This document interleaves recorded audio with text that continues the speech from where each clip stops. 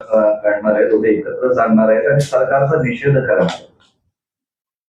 दिल्लीत चाललेल्या आंदोलनाचा परिणाम देशभर अनेक ठिकाणी आपल्याला आंदोलन पाहायला मिळतं.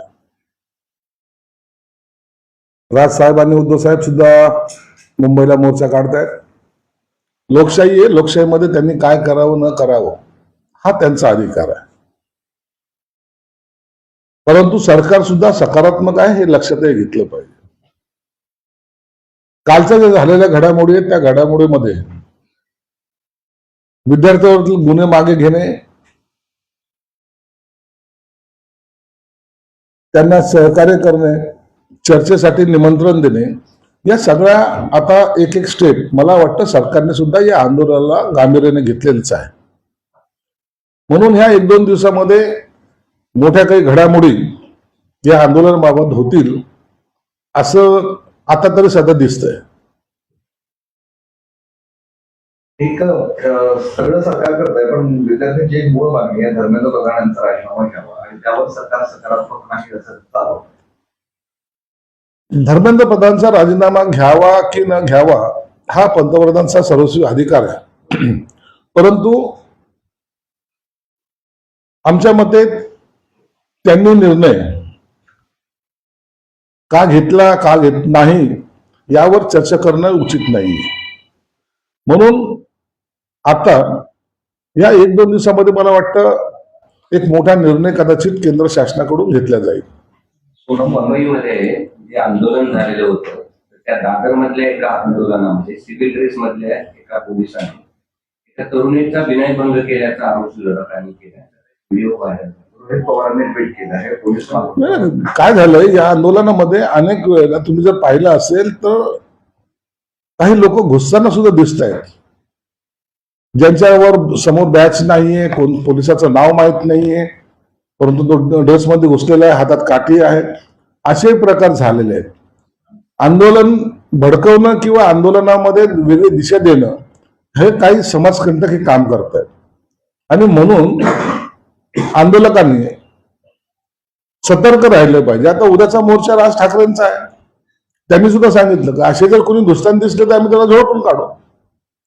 भूमिका त्यासाठी घ्यावी लागते की हे काही बोगस लोक जे आंदोलनामध्ये घुसतात आणि आंदोलन पेटवण्याचा किंवा आंदोलनामध्ये विद्यार्थ्यांवर लाठीचार्ज करण्याचा किंवा आणखी काही करण्याचा जेव्हा प्रयत्न होतो त्या टायमाला याचा सर्व परिणाम हा एका आंदोलनावरच नाही तर तो सर्व महाराष्ट्राने देशभरात होत असतो.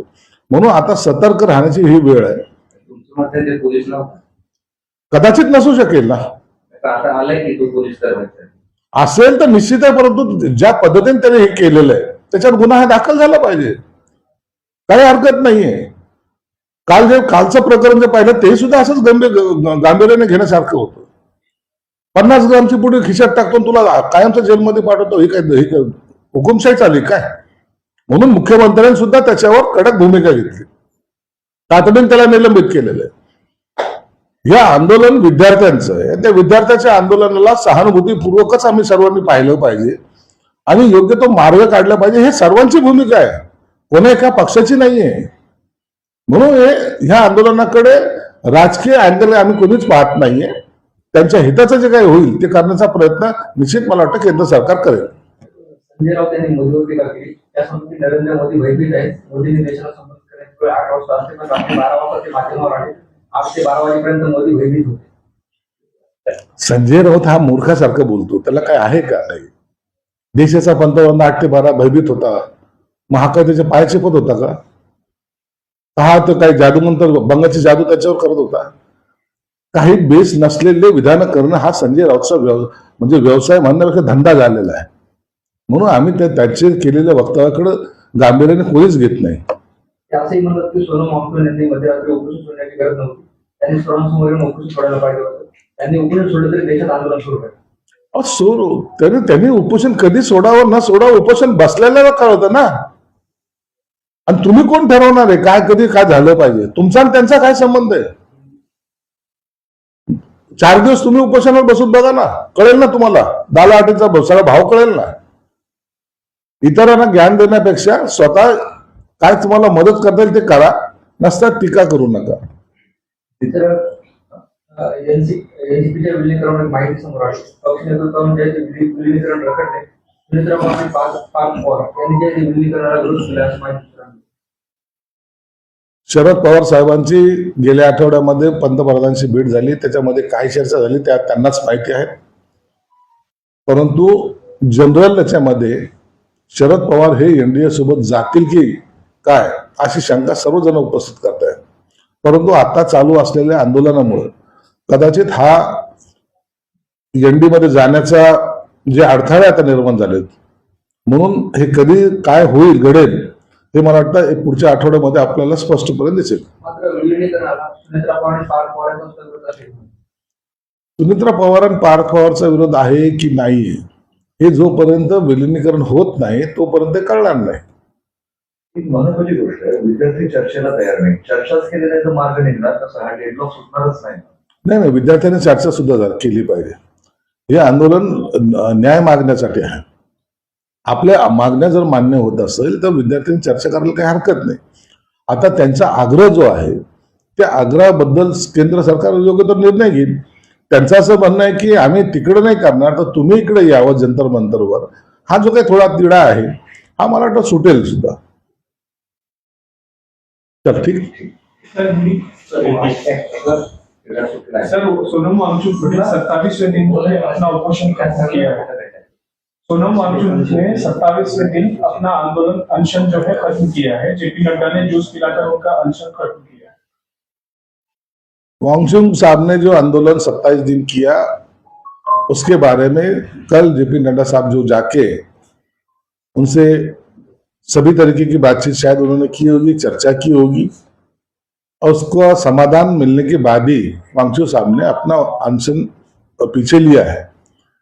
एक बात देखा जाए तो वांगचुक साहब की वजह से ही ये आंदोलन एक अच्छे से जोर में था भी और उसको सपोर्ट भी मिल रहा था.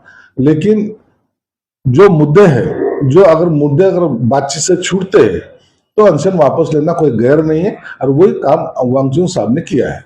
लेकिन वांगचुक कह रहे हैं कि मैंने ये अनशन जो है हिंसा की आशंका के कारण ये फैसला लिया है इस आंदोलन का. जरूर है, आंदोलन में जो हिंसा ही हो रही है, जो पत्थरबाजी हो रही है, कोई किसी का अलग अलग तरीके की जो खबरें आ रही है वो खबरें देखते हुए ये आंदोलन कोई और मोड़ के ऊपर न जाए ये सोचते हुए वांगचुक साहब ने अपना अनशन पीछे लिया.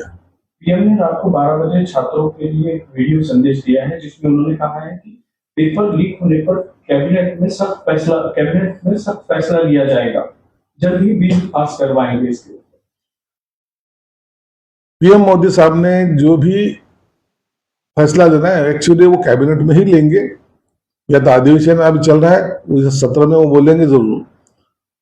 विद्यार्थी के हित के लिए कोई भी सरकार, कोई भी नेता पीछे जाना नहीं चाहता, उनको सपोर्ट करना चाहता है. इसलिए मोदी साहब ने भी उनसे बातचीत करते हुए यही आश्वस्त किया है कि हम तुम्हारे साथ में हैं, हम तुम्हारे सब समस्या सुलझाने की कोशिश करेंगे. लेकिन अभिजीत दीप्ते ने इस वीडियो को देखते हुए कहा है कि हमारी मांग जो है धर्मेंद्र प्रधान का इस्तीफा है. जब तक इस्तीफा नहीं मिलेगा तब तक हम आंदोलन खत्म नहीं करेंगे. अब देखो ये आंदोलन है, अब इसमें क्या क्या होता है ये देखना पड़ेगा. लेकिन मुझे लगता है एक अच्छा सा रास्ता जरूर निकलेगा. एक वीक के अंदर ये सब चीजें आपको सुलझी हुई नजर आएगी. मुंबई में दादर में जो प्रोटेस्ट हुआ था उसमें एक महिला के साथ पुलिस वाले ने अभद्र व्यवहार किया है. उसके ऊपर विनय दंड की कार्रवाई होना चाहिए, इस तरीके की मांग विपक्ष की ओर से की जा रही है. वीडियो भी वायरल. देखो जो वीडियो वायरल हुआ है उसका गृह मंत्रालय ने जरूर छानबीन की होगी. अगर ऐसा कुछ हुआ है तो उसके ऊपर कार्रवाई भी जरूर की जाएगी. तो सर ये जो बच्चे घायल हुए आंदोलन में तो उनको सरकार से क्या सपोर्ट मिलेगा? सरकार उनको आर्थिक मदद भी करेगी और उनका उपचार भी करेगी. ये सब बच्चे जो है वो अपने हैं, ऐसा नहीं है कि कोई पराये लोग हैं. तो इसलिए सरकार उनको आर्थिक मदद तो जरूर करेगी और उनका पूरा मेडिकल का खर्चा हो या तो मेडिकल में जो ट्रीटमेंट होना चाहिए वो पूरी सरकार करेगी.